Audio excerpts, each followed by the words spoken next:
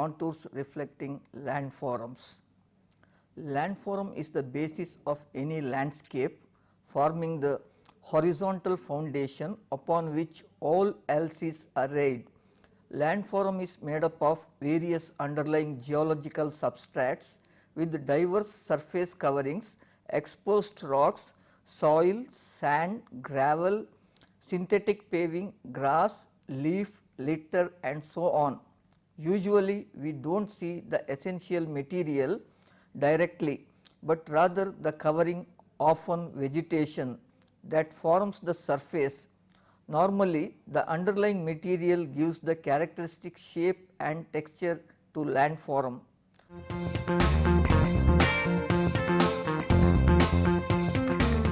Two-dimensional representations. For landscape architects and others making 2D schematic drawings, a stylized conventional form of representing landscapes by spot elevations and contour lines is used. There are often the base data from which a digital model is created. Surveyors capture spot elevations and use mathematical formula to interpolate the elevation, shape and location of contour lines. Most land surveyors produce data on landform by recording spot elevations at irregular intervals, attempting usually to capture important features in the landscape: high points, low points, center lines of ridges and valleys, top and bottom elevations of walls, elevations at the base of notable trees and structures, etc. Often each such point is identified by a unique label. These spot elevations represent the basic data structure from which most other terrain data is constructed. Elevation data may be gathered by other methods as well, including remote sensing by aircraft and satellites and orthophoto interpretation from pairs of overlapped aerial photographs. Now let us discuss what are contours. Contours are the most common form of representation of terrain and a series of curved lines, each with a specified elevation set at a fixed vertical contour interval apart, representing lines of equal elevation, and they are called as isolines. The contour interval may vary from a few inches or fractions of a foot for detailed construction plans or very flat areas to tens of meters for large scale maps and more mountainous terrain.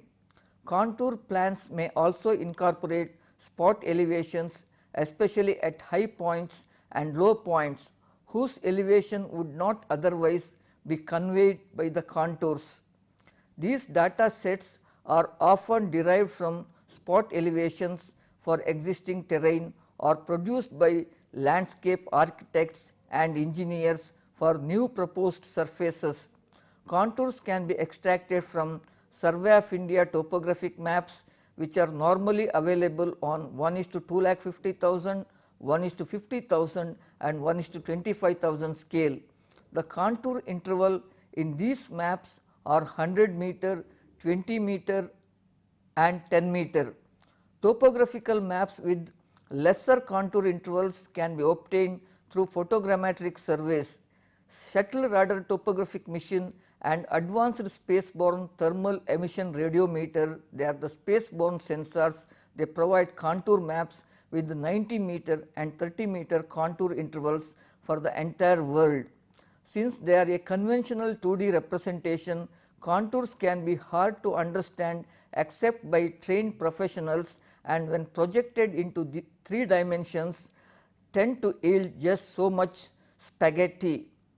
Now let us discuss the cross sections.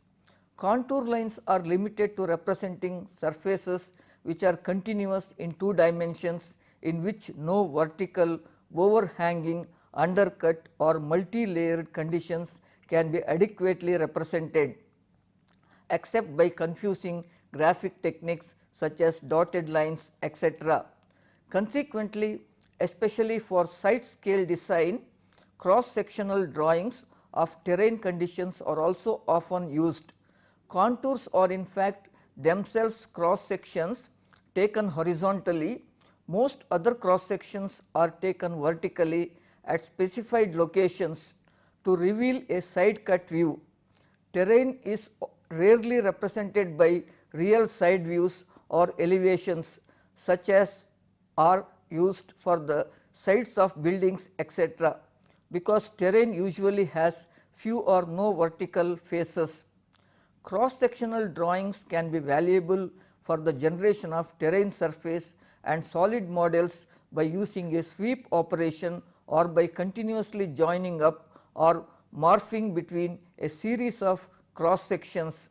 This technique is especially useful for linear landform features such as roadways or drainage channels, in which cross sections are given at regular intervals along a path or center line.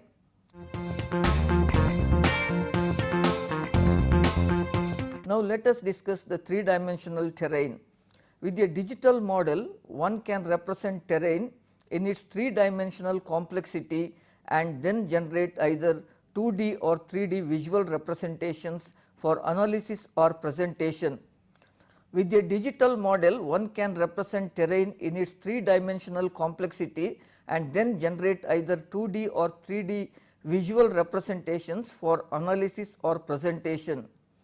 There are varieties of 3D data structures that can be employed for the creation of a three-dimensional digital terrain model.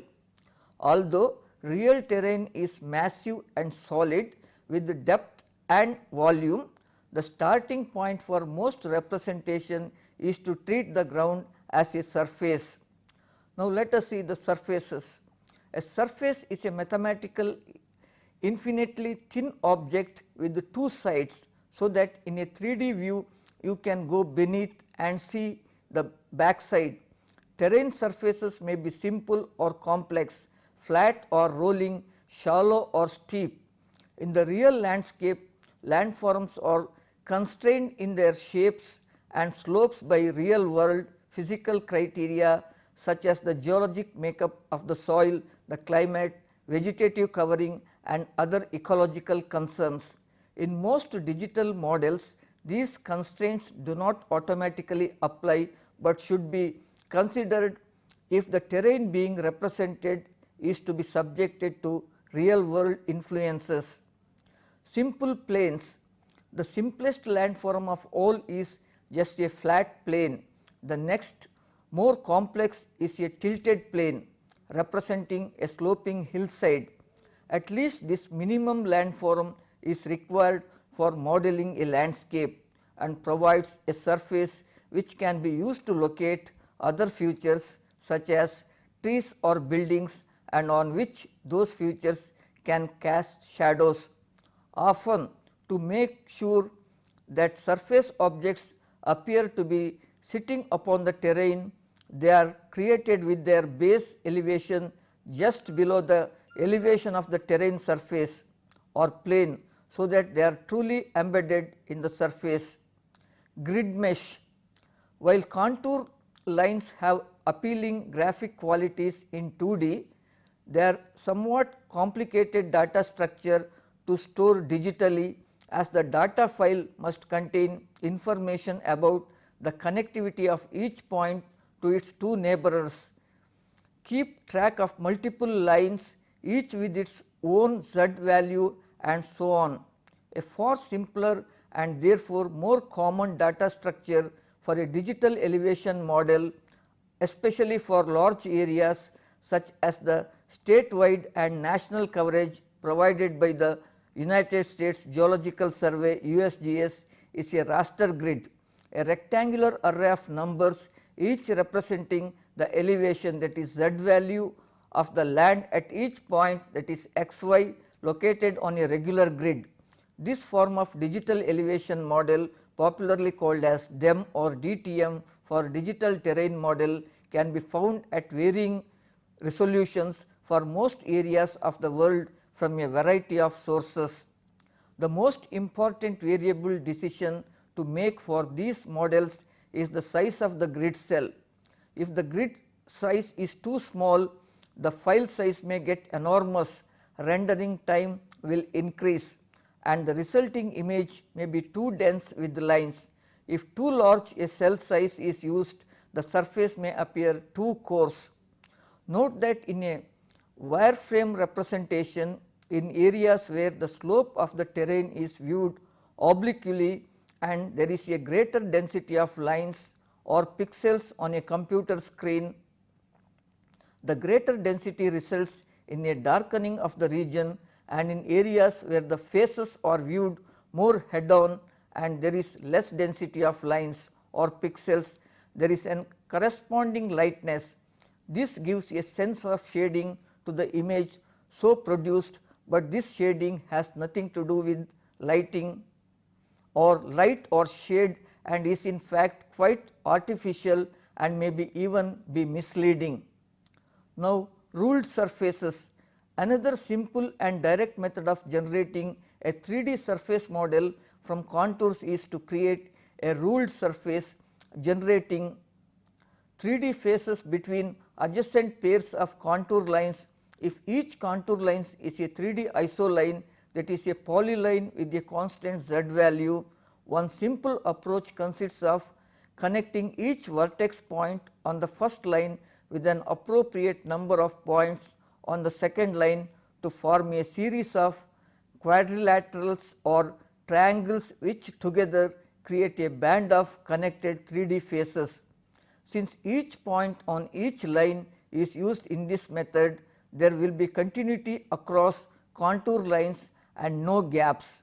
The biggest trick to this method is determining for each pair of lines the appropriate number of points on the second line to connect to each point on the first. If the number of points on each line happens to be identical, then the choice is simple and a series of rectangular, trapezoidal or lozenge shaped quadrilateral faces will be created. If the numbers are unequal, especially if they are greatly unequal, then a series of triangles will be created.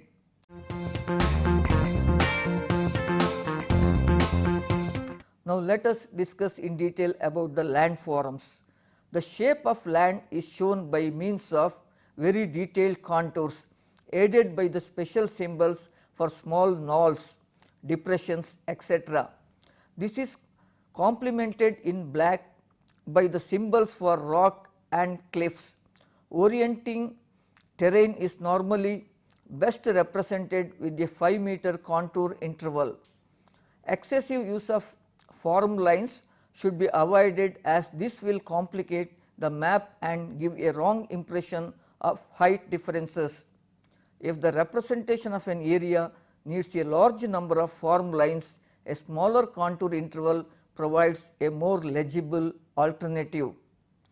The relative height difference between neighboring features must be represented on the map as accurately as possible. Absolute height accuracy is of less importance. It is permissible to alter the height of a contour slightly if this will improve the representation of a feature. This deviation should not exceed 25% of the contour interval and attention must be paid to neighboring features. The contours are line joining points of equal height. The standard vertical interval between contours is 5 meters.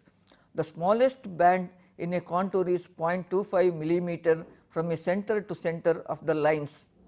Index contours. Every fifth contour shall be drawn with a thicker line. This is an aid to the quick assessment of height difference and the overall shape of the terrain surface. Where an index contour coincides with an area of much detail, it may be shown with a normal contour line. Form line. An intermediate contour line. Form lines are used where more information can be given about the shape of the ground. They are used only where representation is not possible with ordinary contours. Only one form line may be used between neighboring contours. Slope line. Slope lines may be drawn on the lower side of a contour line. Example, along the line of a re-entrant or in a depression They are used only where it is necessary to clarify the direction of slope. Contour values may be included to aid assessment of large height differences. They are inserted in the index contours in positions where other detail is not obscured. The figures should be oriented so that the top of the figure is on the higher side of the contour. Earth bank. A steep earth bank is an abrupt change in ground level which can be clearly distinguished from its surroundings. Example, gravel or sand pits, road and railway cuttings or embankments. The tags should show the full extent of the slope, but may be omitted if two banks are close together. Impassable banks should be drawn with symbol. The line width of very high earth banks may be 0.25 millimeter. Earth wall, distinct earth wall, minimum height is 1 meter. Small earth wall, a small or partly ruined earth wall shall be shown with a dashed line, minimum height is 0.5 meter.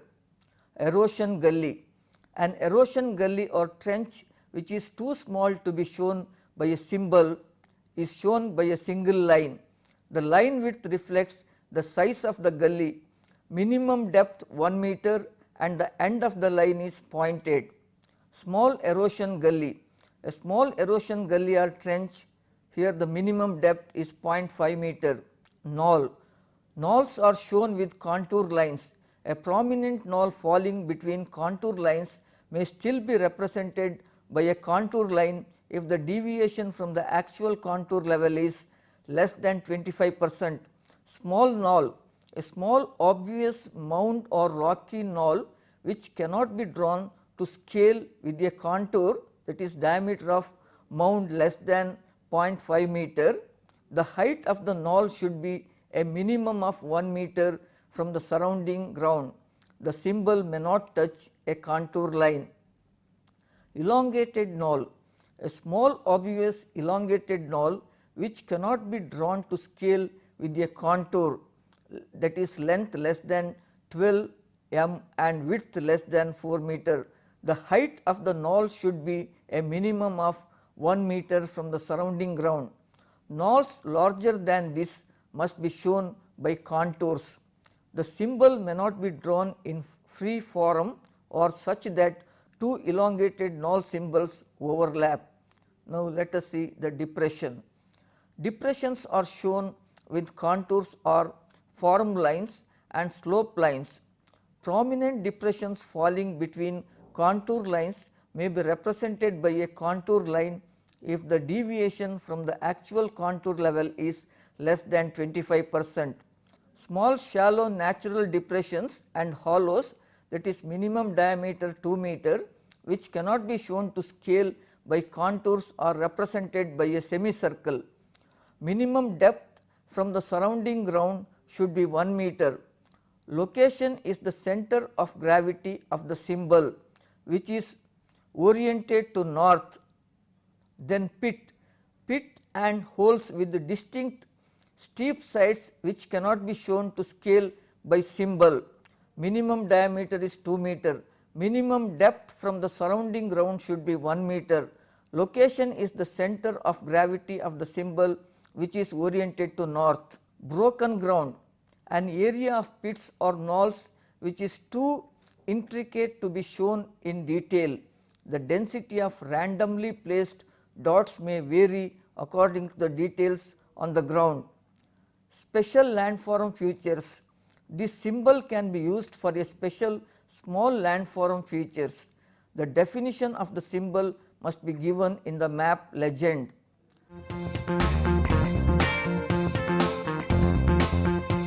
Now, let us discuss the topic data analysis and mapping. Analysis of data is a process of inspecting, cleaning, transforming and modeling data with the goal of discovering useful information, suggesting conclusions and supporting decision making. Data analysis has multiple facets and approaches encompassing diverse techniques under a variety of names in different business, science and social science domains. Data mining is a particular data analysis technique that focuses on modeling and knowledge discovery for predictive rather than purely descriptive purposes.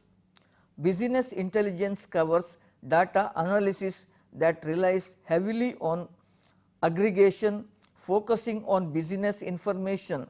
In statistical applications, some people divide data analysis into descriptive statistics, exploratory data analysis popularly called as EDA, and confirmatory data analysis called as CDA. EDA focuses on discovering new features in the data and CDA on confirming or falsifying existing hypotheses. Predictive analytics focuses on application of statistical or structural models for predictive forecasting or classification, while text analytics applies statistical, linguistic and structural techniques to extract and classify information from textual sources, a species of unstructured data, all or varieties of data analysis. Data integration is a precursor to data analysis, and data analysis is closely linked to data visualization and data dissemination. The term data analysis is sometimes used as a synonym for data modeling. Now, data mapping. In computing and data management, data mapping is the process of creating data element mappings between two distinct data models.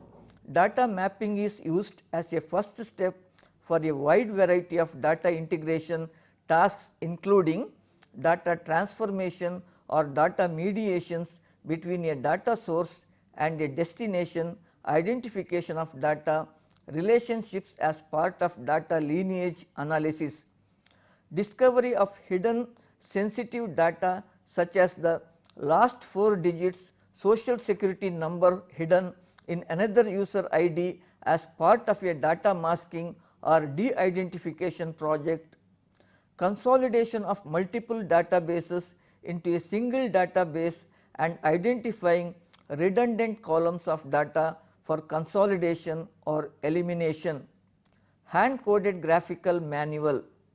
Data mapping can be done in a variety of ways using procedural code, creating XSLT transforms, or by using graphical mapping tools that automatically generate executable transformation programs. These are graphical tools that allow a user to draw lines from fields in one set of data to fields in another.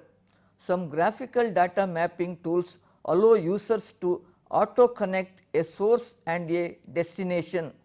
This feature is dependent on the source and destination data element name being the same. Transformation programs are automatically created in SQL, XSLT, Java programming language or C++.